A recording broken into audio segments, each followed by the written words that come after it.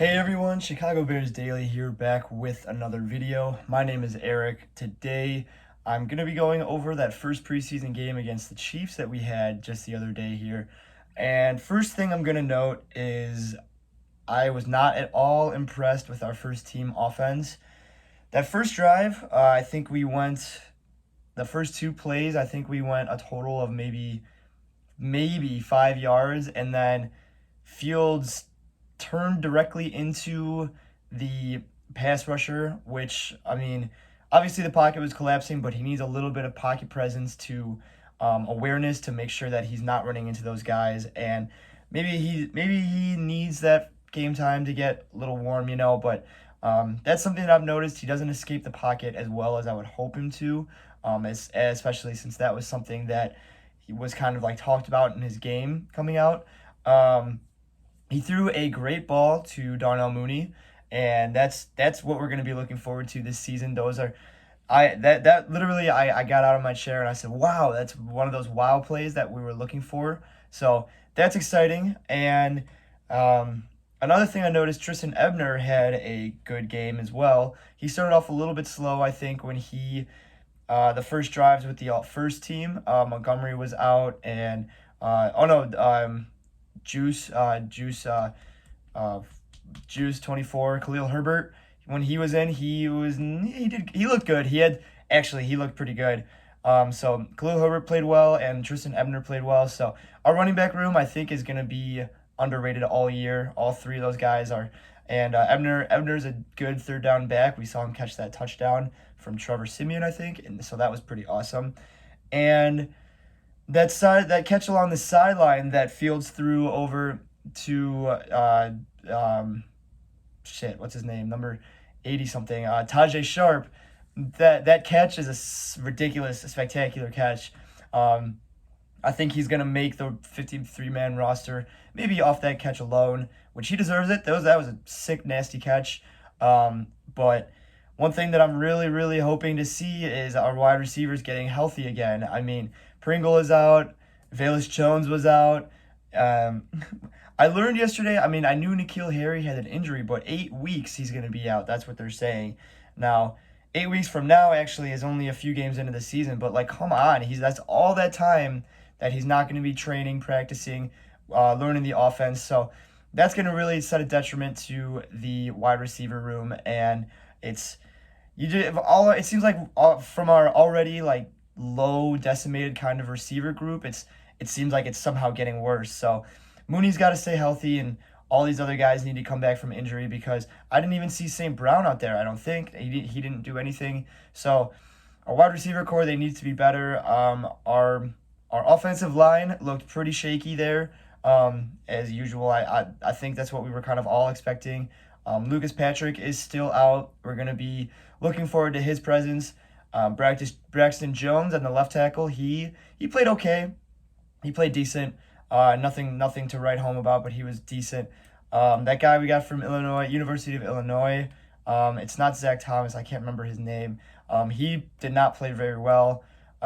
He's a rookie, so maybe he's obviously not going to start. Tevin Jenkins played as well, so that was cool. Not with the first unit, but he played okay. He didn't do anything noticeably horrendous. But overall, the first team unit, I was not thrilled about going 3-and-out. We put up a goose egg with that first team offense, and the Chiefs, after their first drive, all their starters were sitting. They put their second string in, and we still couldn't do anything. So obviously, it's a new system. It's a little frustrating. Something I'm going to do this season, I'm going to try to not look at Justin Fields through a rose-colored glasses. I'm not going to say, oh, he's going to develop. He's got to take time. I mean, it's true. He's going to take time to learn this offense and develop and everything like that. But at the same time, I mean, we do want to see him making those strides. And I don't want to sit there and make excuses when we don't see him make those strides. Now, he does throw good balls and he does make good plays. I really do believe that he needs to have a little bit more pocket presence awareness. That's the one thing that I noticed, even dating back to last season.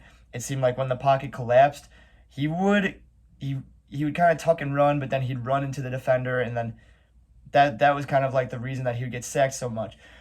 One thing that I noticed when he was running and he was sliding and gave himself up, he got drilled again in the head. And for some reason, that still doesn't get called. And I saw a game the other night, and I think it was, I can't remember which game it was, a Thursday night game. I can't remember specifically, but the defensive lineman, he kind of like ran into the quarterback and sacked him. Actually, the quarterback got it away, but he hit him and he didn't land full body pressure. He didn't throw him to the ground, and they called a roughing the passer. Now, I know Fields wasn't a passer at the point, but that's got to be, I mean, if they need to be more consistent on their calls, because you really, that's frustrating, because Fields, it's a history at this point that he doesn't get those calls, which is pretty ridiculous. Now the first team defense, they were doing pretty good. Bend don't break.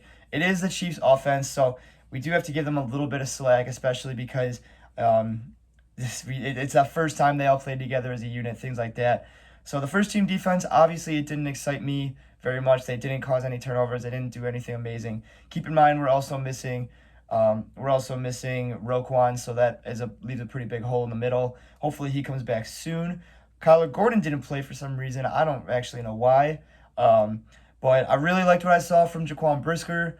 I thought he made some good plays. Eddie Jackson was out there. He didn't do anything, but he didn't do anything like crazy special. But he was at least present. He did play. He played decent. He didn't do anything to catch my attention. One thing, Jack Sanborn, the middle linebacker, number 57.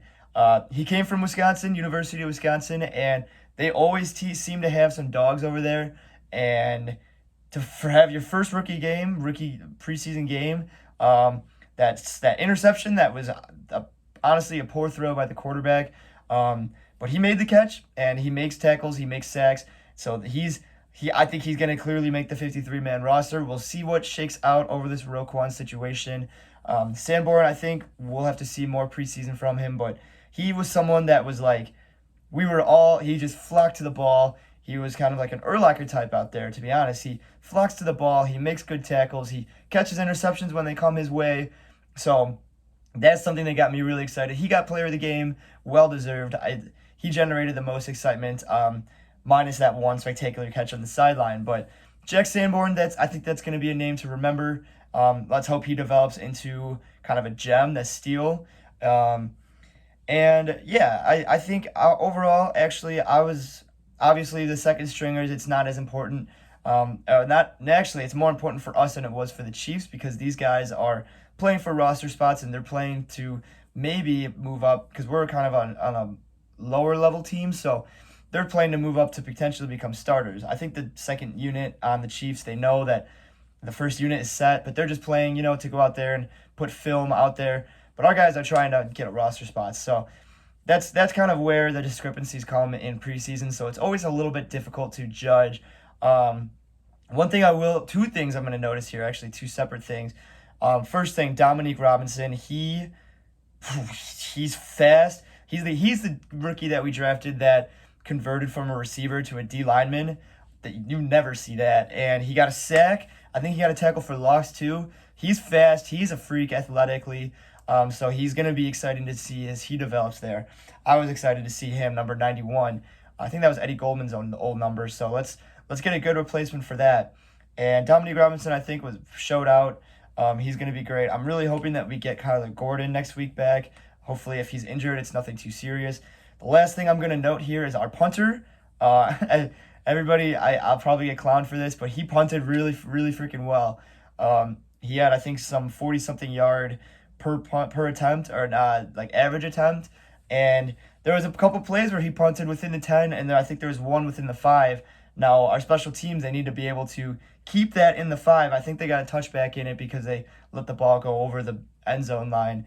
But a punter, I mean, if you have a good punter, we've seen it been done to us against the Rams. That one punter that does the watermelon ball, he punted it, and we would always be back in our own 5-10 yards, and it's really difficult. Honestly, having a good punter, it's very slept on, but if your offense is a little bit dysfunctional and your defense is a little bit better, having a punter that can flip the field in your favor is something that can really take momentum into your game. You can bring momentum your way, and that's kind of the big things that I noticed over this game the other day. Now, our next game is on Thursday against, I'm blanking against who it's against.